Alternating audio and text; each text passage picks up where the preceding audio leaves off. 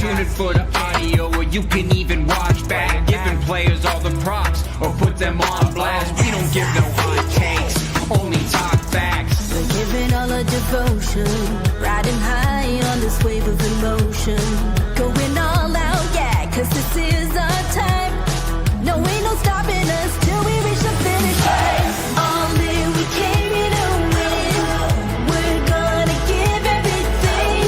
S-I-C-K on the run. S-I-C-K, sick.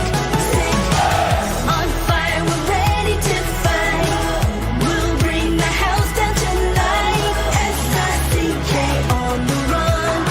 S-I-C-K, sick. Play it on the car ride, play it when you lounge. X and O, you know that we can hold it down. Shout out to my man Sammy, got it off the ground. And to all the listeners tuned in right now, got debates, analysis, and speculation. This is sports talk for the new generation. You know where to find us, got a reputation. Sick podcast, your #1 sports destination. Giving all our devotion, riding high on this wave of emotion. Going all out, yeah, cause this is our time. No, ain't no stopping us till we reach the finish line. All in, we came here to win. We're gonna give everything. S-I-C-K on the run. S-I-C-K, sick. On fire, we're ready to fight. We'll bring the house down tonight. S-I-C-K on the run. S-I-C-K, sick.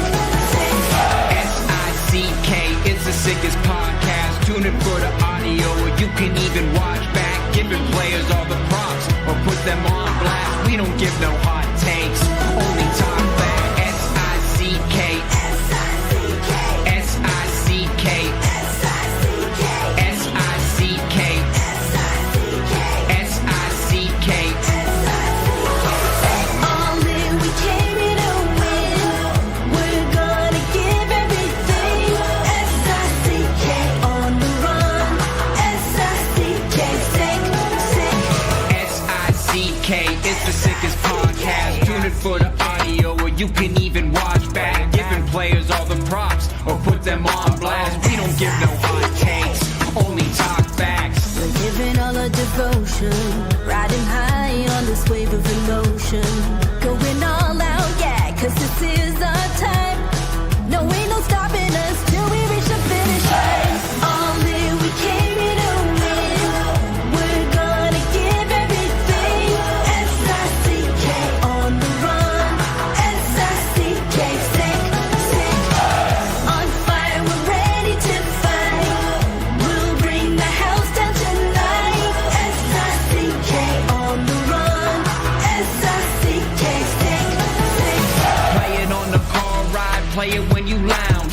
X and O, you know that we can hold it down. Shout out to my man Sammy, got it off the ground. And to all the listeners tuned in right now, got debates, analysis, and speculation. This is sports talk for the new generation. You know where to find us, got a reputation. Sick podcast, your #1 sports destination. Giving all our devotion, riding high on this wave of emotion. Going all out, yeah, cause this is our time. No, ain't no stopping us till we reach the finish line. All in, we came here to win. We're gonna give everything. S-I-C-K on the run. S-I-C-K, sick. On fire, we're ready to fight. We'll bring the house down tonight. S-I-C-K on the run. S-I-C-K, sick. S-I-C-K is the sickest podcast. Tune in for the audio, or you can even watch back. Giving players all the props, or put them on blast. We don't give no hot takes, only talk back. S-I-C-K, S-I-C-K, S-I-C-K, S-I-C-K, S-I-C-K. Turn up your volume. Because you're about to listen to The Sick Podcast. With Tony Marinaro. 55 seconds left in the penalty, a minute and 27 seconds left in regulation time. Boston 4, Montreal 3. Lafleur coming out rather gingerly on the right side. He gives it into Lemaire, back to Lafleur. The sickest Montreal Canadiens podcast. You're in the ball! Sports entertainment like no other. Rejoint, on lui fait perdre la rondelle, une passe devant. Et c'est le dégagement, et ce sera la victoire des Canadiens. Coupe Stanley pour les Canadiens, le 23e de l'histoire. You found the dogs! John, you found the dogs! He found the dogs! And all together, they worked a young team to the top. And now, a 24th Stanley Cup banner will hang from the rafters of the famous Forum in Montreal. The Canadiens win the Stanley Cup. Brought to you by Energy Transportation Group. Driven to be different. La Vida TV. Embrace your true nature. And Playground, your premier gaming destination. It's gonna be sick. Marinaro on this Monday, June 23rd. It's a sick podcast. When I woke up early this morning, I thought I was going to preview the 2025 NHL Amateur Draft. Well, I guess that's going to have to wait for tomorrow night. By the way, the draft goes Friday and Saturday in Los Angeles. And I guess, once again, I'm going to have to wait till tomorrow night, Tuesday night, Wednesday night, Thursday night, Friday night, and we'll talk draft, I guess. But things change in the National Hockey League. And who would have thought when we woke up this morning that just a couple of hours later, Trevor Zegras was going to be traded. That's exactly what happened. The Anaheim Ducks traded Trevor Zegras to the Philadelphia Flyers earlier today at 12:35 p.m. Eastern Time. And we're going to discuss that trade and what it means for the Montreal Canadiens, who at one point were linked with Trevor Zegras. This player is not unanimous. Some love him, some don't. Some would have gone after him, some would not have. And we're going to discuss it at length with Eric Engels of Sportsnet at sportsnet.ca in just a couple of minutes. Not before I talk to you about some of our sponsors. Energy Transportation Group is one of our very first sponsors, as a matter of fact, a leading full-service logistics provider serving all of North America. They are driven to be different. They're a top fleet employer in Canada.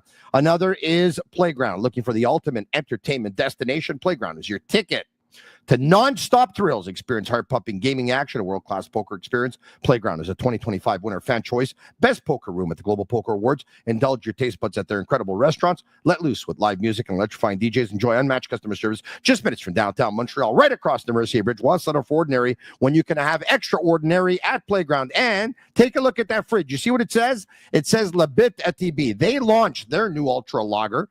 It's a refreshing, thirst-quenching beer, perfect for summer. Only 90 calories, 2 grams of carbs, 4% ABV per can, available in a pack of 6 to 12 in grocery stores all around the province of Quebec. Ultra light and ultra refreshing. Without further ado, I say hello to Eric Engels. How are you? You know what? I'm texting Emily right now. She's going out, and I want her to get me some Bittt TB Ultra. So I'm looking for that low carb, low calorie beer. And with this weather being as hot as it is, and us going to have burgers tonight, I want a light beer. Yeah, you know what? If Agnello is watching, and I know he is, Agnello, this is if Emily can't get her hands on any right now as we speak, I need you to deliver some Bittt TB to Eric's house. All right, okay. Thank you, Eric, for that. I won't force him to drive to Griffintown, Tony. It's tough. It's tough these days. Knowing Sammy and Agnello, I'm sure they have a couple of apartments there. All right, okay. That's another story for another day. They got real estate all over the city. They're beautiful. Okay. Trevor Zegras. He's been a popular name in Montreal for about a year and a half now for several reasons. Maybe a couple of years. You probably read about that for a couple of reasons. One, he's got a ton of skill. Two, he's relatively young. Three, played on the U.S. national development team and obviously has a relationship with Cole Caulfield. Four, the Canadiens obviously can, bolster their top six.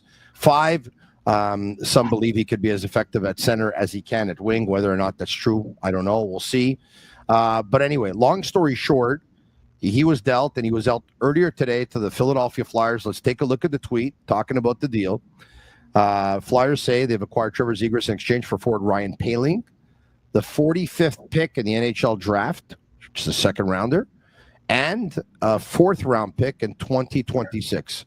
A lot of people on social media today were like, this is a very underwhelming return, with all due respect to Ryan Poehling. Now, if it is underwhelming, it's got to be underwhelming for a reason. And I think one of the reasons is that this player is not unanimous. If you're you raised your eyebrows. Number two, this player is in the final year of his contract, and who knows what's going to happen there. And number three, they probably need the money that they would eventually have to give to this player, to Mason McTavish, who's an RFA. So, and there's probably other reasons that you could talk to me about, but go ahead. Your thoughts. Well, I have a number of thoughts on Trevor Zegras. The first being that, when we started talking about him a couple of years ago here on the SIG podcast, I think at one point I said that he has more talent in his pinky than a lot of the Canadians do. Just on pure talent alone, right? I remember that. There was a point where the Canadians were absolutely starving for that type of talent. I know a lot of people brought that back on me with Michkov when I said, they're not just out to get talent for the sake of talent. What he went for today to Philadelphia was his exact market value, which was lower than it was a couple of years ago for a lot of very significant reasons. One, injuries have played a role over the last couple of years. Two, people who are like, wow, they really sold low on the guy. Ryan Poehling was more productive than he was over the last 2 years in each of them. They got a second-round pick and a fourth-round pick. It's just one of those deals that I think is fair value going both ways, and I'm not sure which team is going to get the better end of it. That's the truth. I think Trevor Zegras has exceptional talent. I think he has the potential to be much more productive with Matvei Michkov in a new system, under a new coach, with Rick Tocchet, who's really good working with young players, than he was working under Greg Cronin. Now Joel Quenneville's coming in. Anaheim has this thing. If you look at their type of player, and this is why when a lot of people have mentioned Mason McTavish over the last couple of years, I've kind of rolled my eyes thinking like he's the exact player they love. Like he's not going anywhere. He's not going anywhere. And I looked into that this weekend, and he was not being made available at all, and that Zegras was going to be traded is what I was hearing. So I think it's a low risk move for Philadelphia. The player is going to be up for a contract in a year from now and could end up costing a lot of money if he's productive. I think when it came to the Canadiens, there was interest a couple of years ago when we started talking about him. That interest went away pretty quickly with the price that was put on Zegras at that time, coming off 2 60-plus point seasons. And it all but completely evaporated the minute they drafted Ivan Demidov. For everything you and I have talked about over and over and over again, the Canadiens are not just picking up talent for the sake of talent. They are trying to build a team, and with Cole Caulfield at 5'8" and Demidov being much more known for his skill than he is his size, I understand he's 6'1" and 195 pounds, they are not going after a silky, lightweight type of player to be their second-line center of the future. And that's why that ship sailed when they drafted Demidov. I stood next to Demidov. I'm not so sure he's 6'1". I think he's closer to 6 feet, but who cares? What's the difference? But anyway, why don't we, for the sake of context here, why don't we bring up Zegras' hockey DB so we can really dissect his production, and then we'll take a look at his Puckpedia and his wages right after that. So here's a guy once again who in 2019 was drafted 9th overall in the 2019 draft. And of course, that draft was the draft with Jack Hughes going number 1, who had played for the U.S. National Development Team. Alex Turcotte, by the way, who also played for the U.S. National Development Team, ended up going 5 in that draft. And Zegras ended up going 9. Now, that was the year of the U.S. National Development Team, right? Because Boldy went 12 to Minnesota. Spencer Knight went 13 to Florida. Cam York went 14 to Philadelphia. And Cole Caulfield went 15 to the Montreal Canadiens. That was unbelievable in that respect that year. That was absolutely unbelievable. But anyway, so let's go back to his hockey DB. He was productive with the U.S. National under 18s, 47 points in 33 games, 40 points in 27 games. Boston University, 36 points in 33 games. Mind you, he was drafted out of that final year with the U.S. National under 18s. And then with Anaheim, 13 points in his first 24 games, plays 17 games in the American Hockey League, picks up 21 points, has 2 amazing seasons, which you look at them and you say, you know what? To have seasons like this at 21 and 22 years of age, to pick up 61 points and then 65 the year after, and you're thinking, you know what? This player is on a projection to probably go to a point a game within a couple of more years after that. Instead, 2 very injury-plagued seasons where he played 31 games in 2023, 2024, 15 points. Last season, 32 points in 57 games. He plays all 82. It probably ends up being around the 50-point season or whatever it is.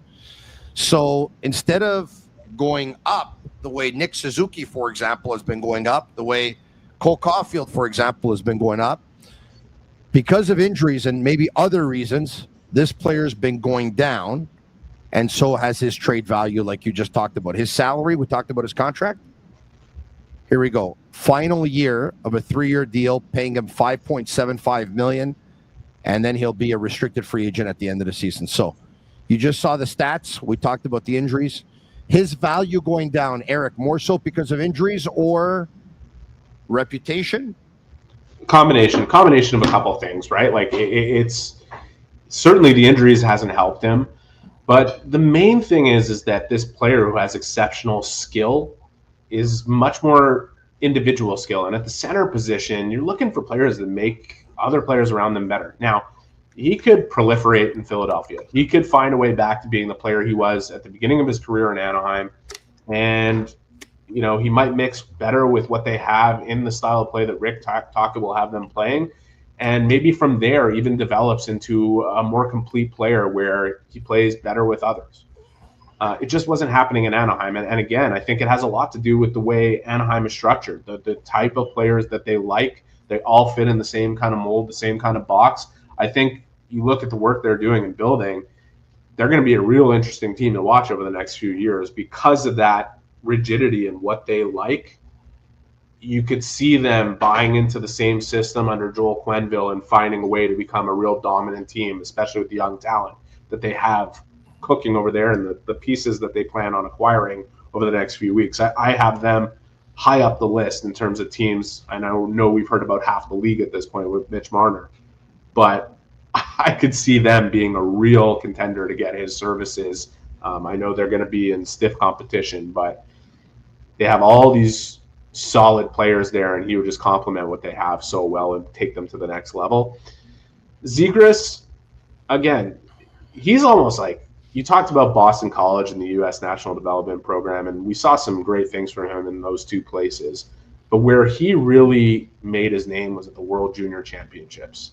And he's almost a perfect example of why scouts do what they do, and all of us are kind of chasing their tails or chasing our own, for that matter. Because Boston University, by the way, if I'm not mistaken, I think we took the go ahead. We put so much stock in a 2 to 3 week tournament. The scouts watch these players for 3 years. You know, like they find out everything there is to know before those 3 years and everything there is to know in terms of projecting into the future. And we react dramatically to what we see in the World Juniors. And like, there's a pretty good example right now with James Higgins, right? You have Islanders fans. We all know, and the scouts know, and the GMs know, that Matthew Schaefer is indisputably the #1 overall pick. Like, this guy has superstar written all over him down the line in the future in terms of him versus his peers. It's a very strong consensus in his favor. But you have Islanders fans pounding the table to get this local kid in James Higgins. And a lot of it is based not only on the fact that he's an Islanders fan and wants to be there, but what they saw over that 2 to 3 week tournament of the World Juniors over the last year or two. So Zegras is one of those guys too. You know, people became obsessed with him after watching him in the World Juniors. He was the most dominant player there. It's just that individual skill versus what he does for everybody else around him. That's where there's been a bit of a conflict in terms of his NHL projection. And Flyers are taking a low-risk chance on that. Anaheim clearly didn't want to have anything to do with it anymore. So perfect. Let's stop right here. The Flyers are acquiring Trevor Zegras because they're a team that can add talent, need more talent on their team. So they did so. They're a team that need to add players with a high ceiling and the ability to put up points. So they did so. They're a team that would like to add a player of skill and creativity. So they did so. They probably wanted to reunite Trevor Zegras and Cutter Gauthier. They're a team that probably Danny Briere sees, this is a player that he probably sees a lot of potential in.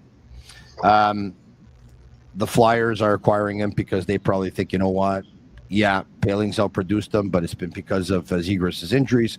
Once he's healthy, it's not even going to be close. The Flyers also acquired him because it was a relatively low price to pay. Now, the Anaheim Ducks, they parted ways with him because they probably label him as an injury-prone player. They probably think that he's not going to be part of the culture that they want. He doesn't fit with what they do. He doesn't fit with who they are. He doesn't fit with what they do, and they're probably trying to save money for Mason McTavish as well. And who knows, maybe try to make a legitimate pitch for Mitch Marner. So we got that out of the way. But now let's talk about why the Canadiens weren't in on this, because as much as everything is true that we just talked about, there are Canadiens fans on social media since earlier today and right now as we speak saying, at this price, this would have been worth the risk. Now, there's a reason why the Canadiens said no. Now, last year, before the draft, Marco Normandie of Absolument Fan reported that if the Canadiens were not going to be able to draft Demidov at 5, that they were going to be looking to make a trade for Logan Mailloux, a first-round pick, and I believe something else, or maybe that, for Trevor Zegras. I think Radio-Canada earlier this season said that they were hearing the same thing. So my questions to you are, were the Canadiens in on Zegras last year at the draft, right before the draft? Yes or no? And why do you think they weren't in on him right now? I don't think they got that far down the road that there was a concrete offer on the table to bring him to Montreal. I'm sure there were pieces discussed. There were definitely discussions with Montreal and Zegras to potentially bring him here, but ultimately it became pretty obvious to the Canadiens, even going into the draft, that they were going to have a really strong chance at Ivan Demidov, and they were never going to go down the road of acquiring Trevor Zegras for any type of major assets, knowing that they were getting Demidov and they have Cole Caulfield locked into their top 6. It's stuff we've discussed before. And let me tell you something. We should move off Zegras in general. Now he's a Flyer. And now you're wondering what the Canadiens are going to do at the second-line center position. And I can tell you right now, Tony. But do you see Zegras as a center or a winger? I don't think he's going to be. If he's successful in Philadelphia and the Flyers are successful with him, I think it's much more likely to happen at the wing than it is. He needs a driver with him to take some of that skill.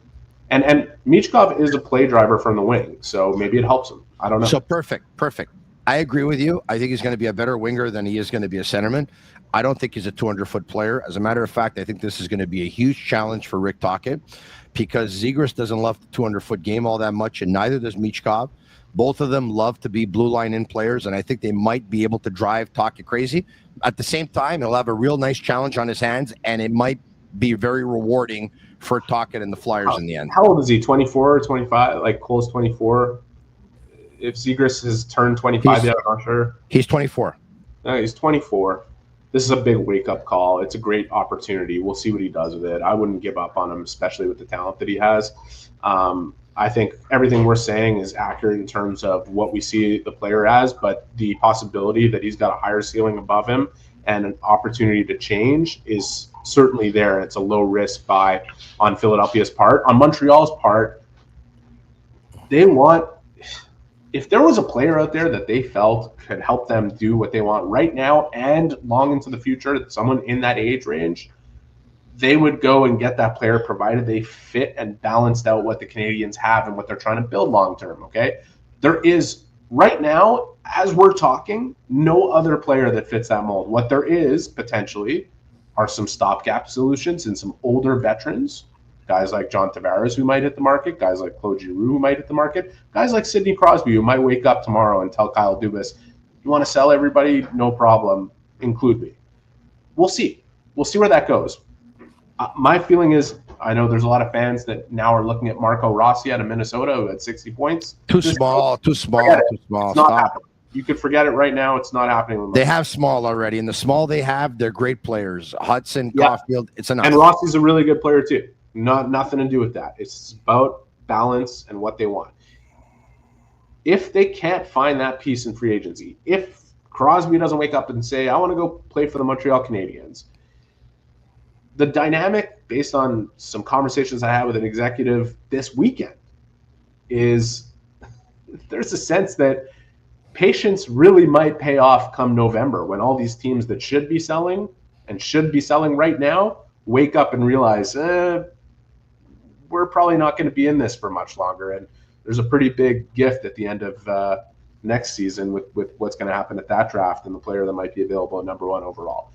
There's going to be other opportunities that, if for whatever reason the Canadiens don't happen to make it work for themselves this summer, they'll find that opportunity down the line. But we're right now we're about 20 minutes into our conversation. Yeah. And we still haven't brought up a player's name, which I'll do so in a second. You'll find out who I'm talking about. Not before I talk to you about some of our sponsors, one of which, of course, is Accent Insurance Solutions. You know, all insurance isn't created equal. You know where to find the right solution for you. Accent Assurance, Accent Insurance Solutions. Accent doesn't sell insurance. They shop it for you to find the right product right on the money, whatever your insurance needs, home, automobile, or business. You can visit their website, www.accentassurance.com. The number to call is 514-363-3636. So your NBA champs are Oklahoma. Your Stanley Cup champs are the Florida Panthers.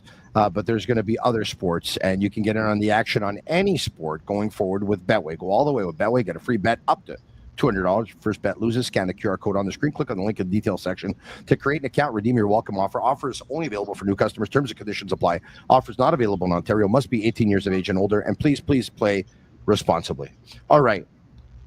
Who's the player's name you think I'm going to bring up that maybe is the reason why we're not talking about Trevor Zegras and the Montreal Canadiens? So one of them, you brought him up, is Demidov. And you said Demidov is a reason why they're not in on Zegras. You talked about Caulfield. You said Caulfield is a reason they're not in on Zegras. There's another player, Patrick Laine, who also has 1 year left on his deal, who's going to be making a lot of money at 8.75. Going into this past season, he was penciled in on the second line. I'm not so sure that he is for the next season, but if they want to give him an honest chance and put together a line of offense and talent, you'd have to think the line is going to be on one wing, Demidov will be on another, and whoever they can go out and acquire, if they can, a second line centerman, will center those two guys. If they didn't, it's hypothetical. If they didn't acquire Laine last offseason, and Laine's not here, he's not on this team right now, you think things could have changed in regards to Zegras? No. And I don't think Laine has any guarantees going into next year aside from the money that he's going to make on his contract. There's a lot that player needs to prove. I know it got out there somewhere that the Canadiens are entertaining, making an offer to him or talking to him. I never heard that. I don't know where that stuff is coming from. I never heard that. But I think just people need to use logic here when it comes to that player. He's a player that can put the puck in the net, and that's at a premium in this league. But he's a player that has a lot to prove in terms of inspiring the belief that you can win with him. And I just think that's fair. That's a fair way of putting it. I think we all have a lot of empathy and sympathy for what Patrick Laine has gone through, how he has, went and tried to address himself to be better and be in a better headspace. I applaud him for that. I'm cheering for the guy to do well. I would love nothing more than for Patrick Laine to show up at Montreal Canadiens camp in the best shape of his life, ready to show people in the hockey world that he still has the ability to be a really great hockey player, not just a guy who fires pucks on the power play, okay? But it's up to him to prove that. That is all within his control, and if he wants a new contract and if he wants to continue playing in the National Hockey League, no one will give him a better opportunity than himself. If he doesn't, that's okay too. That's his choice. He's a human being, and he deserves to choose whatever he wants to choose to do with his life. The Canadiens are not guaranteeing anything for this player that he doesn't earn for himself. And for those who are coming out and saying that the Canadiens are talking extension with Patrick Laine, I would think that they would want to be doing that with Laine and Hudson before they would want to be doing that with Patrick Laine. Let's be honest here. How can you? there's a lot that needs to happen to even consider going down that road. I'm not so sure the Hudson extension is going to happen this offseason. I don't know. It's all a question of what Laine Hudson's mentality is, and that's a subject on its own. That's more than a 35, 40-minute podcast you and I will do together. But it's all a question of how Hudson views this opportunity. I will say this on the subject, since you brought it up. Cole Caulfield took less. Juraj Slafkovsky has a contract that a lot of people would look at and say, well, I hope he lives up to it. But he ultimately took less because the money was on the table. It was a long-term future guaranteed for him. In this NHL, even in a place like Florida where you are afforded the opportunity to take less because of the state tax situation, it's just reality. If you want to win, if winning is the most important thing to you, and I'm a big believer, free agents out there, you should go get what's yours. Whatever you think you deserve, and if your market value is there and someone is willing to pay you, it's like a restaurant where people are like, oh, the prices are too high. If people are willing to pay the price, they should charge whatever that price is. But if you want to win and your primary objective is to win, you have to take less. It's just the way it works. And I'm not saying Laine Hudson has to sell himself so short in negotiations that he's regretting whatever 8-year deal comes his way if that's what they end up agreeing on with the Canadiens, if they want to do business this summer. But if he wants to win, and getting to know Laine Hudson the way I've gotten to know him and anybody else who's really talked and spent time with him, he wants to win more than anything and wants to win in Montreal with this group. He will do what is best for himself and also the Canadiens and the people that he's around, the people that have sacrificed before him with this team, even in a place where taxes are high. We'll see. We'll see what the influences are in that situation. Look, every fan of any sports team in a cap world wants to try and get their stars locked in for the least amount of money as possible so that they could try and assemble the best possible team, like you just said. The reality is stars need to get paid. Mm-hmm. Laine Hudson deserves to get paid. You talked about Slafkovsky and Caulfield and the fact that they settled for less. I don't know. For me, they don't have the same kind of impact. Laine Hudson's another level, man. They still got paid. Yeah. This guy's another category. I mean, like, with all due respect, I mean, this guy, let's put the cards on the table. Let's just say what everyone in the city is thinking, with all due respect, everyone on the team right now. And things can change. Like this, what I'm going to say right now could be different in a year or two. Right now, as we speak, Nick Suzuki and Laine Hudson are the best players on the Montreal Canadiens. I believe that. And Laine Hudson finished as a 21-year-old rookie once again as your third leading point getter on your team in the regular season, your first leading point getter on the team in the playoffs, your sixth leading point getter for NHL defenseman, I believe. Just the statistical categories are that we talked about on a previous show about a week ago, and all the advanced stats are just most assists on the team, most assists in franchise history as a rookie defenseman, tied the league record set by Larry Murphy back in the early 80s. I mean, this guy's a phenom. When this team is ready to win, when this team is in a position to win, he's going to be a massive part of that. Let me ask you a question, though.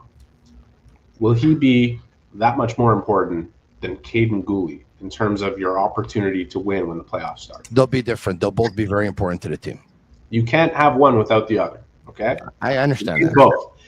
Caden Gooley took less, too. Took less years, took less money than if he was negotiating this summer when he could have waited until, okay? You're right.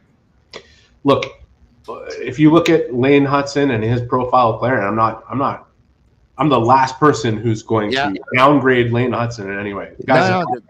He's a star. I said he was a star this year. I think he's headed towards superstardom. If he hasn't already arrived there, in some people's eyes, I think there's plenty of people that would attribute that status to him already. There's one defenseman in the league right now that's better than him and is his profile of player that is truly considered to be a number one defenseman, and that's Quinn Hughes. Okay?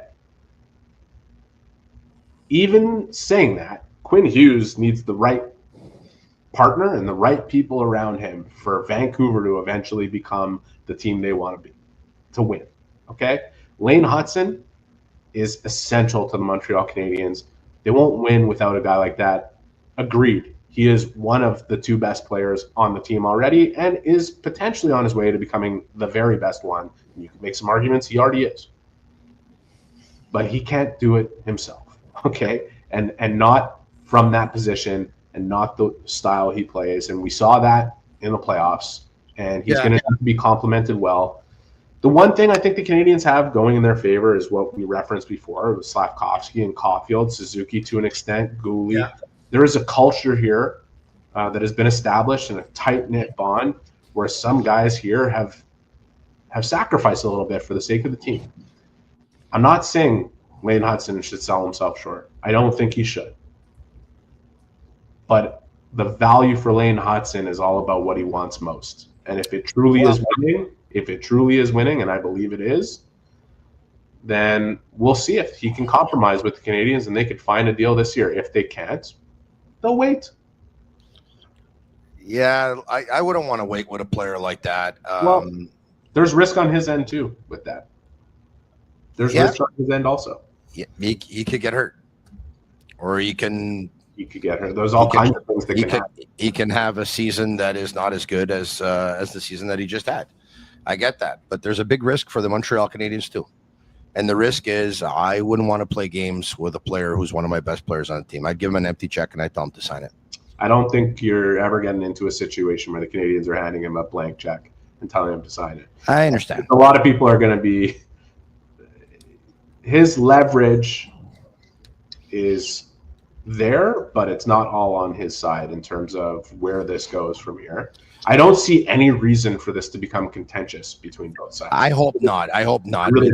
I hope not, because the last thing you want to do is wait a year, sign him, and then he says, "Oh, you know what? They made me wait a year." And then at the end of that contract, he's a UFA, and I wait by the law, and he's gone. Let me ask you this, and Canadiens fans should think about this too. Where would Laine Hudson be right now if Marty St. Louis wasn't his coach? I think Marty St. Louis is the perfect coach for Laine Hudson. So does Laine Hudson. I'm sure that Laine Hudson thinks that Marty St. Louis is a great coach for him. I think he appreciates the position he's been put in here in Montreal. I'm sure Marty St. Louis appreciates having a player like Laine Hudson, because no other coach in the league has one like that, and everyone would love to have one. If we were just making lawyerly arguments on what Laine Hudson could command on an 8-year deal as of right now, if he's to lock himself in, just on paper and all that stuff, we get to a place like you were talking about with Brian Wild, okay? But there is a world where he's compared to his peers, where he's considered in terms of what the profile of player is and what you need in order to win a Stanley Cup. And there's the opportunity he's been given, and the team that he's on, and the culture that's there, and there's different factors that come into this. So hopefully Laine Hudson has good influences around him. Hopefully he gets what he wants and also does what's best for the Montreal Canadiens. That's how you end up in a situation where A, there's nothing contentious about it, and B, everybody ends up not necessarily happy, but in a place where they can accept that would be the ideal, to have everyone happy. Jacob Trickard makes $9 million a year, though. He doesn't reach Hudson's ankle. You see, I know, but that's not even a compare. Like, we're talking more about he's a different defenseman. I got it. And I got it. You're right. Rasmus Dahlin. There's different deals that were signed, but that's besides the point. In an ideal world, everybody's happy, okay? But real good negotiations come down to both parties having a deal they're willing to accept, okay? There are concessions in every good deal where both parties walk away from the table with something that they can accept. Let's another podcast for another day. So now let's get back to the topic at hand. Once again, we talked about the reasons why Philadelphia wanted Trevor Zegras. We talked about the reasons why Anaheim wanted to part with Trevor Zegras. And we talked about the reasons why Montreal were not in on Trevor Zegras. So once again, because of Caulfield, because of Demidov, because of similar players, talented players, not overly physical players, trying to become bigger, trying to become stronger, trying to become nastier. Not the profile they're looking for, correct? You got it. You nailed it all. We'll see how it goes for Philly. They actually need it. I was looking at Detroit as a team that I thought should be in on that conversation. They're a team to me that they could use that type of influx, that type of skill. For sure. I don't think Montreal's kicking themselves about it right now. If they were, they would have gotten involved in the conversation. For sure. At that price, for sure. They could have given up more. So but it begs the question now. I don't think Canadiens fans should be discouraged about that, Tony. I think they should be encouraged about the level-headedness of the management team here. But it begs the question, though. And that is, when you see for how little he went for, and you said that they're not kicking themselves, that they weren't in on it. What plays a bigger role here? That they changed their mind on this player in the last year, or because they drafted Demidov and because they have Laine in there, because they have Caulfield? I don't think they ever changed their mind about the player. I don't think they ever. I think they saw an opportunity and inquired about it. I think they considered it. I think other things presented themselves that made it very worth it for them to hold on to what they had. And you think they liked them, but they never loved them?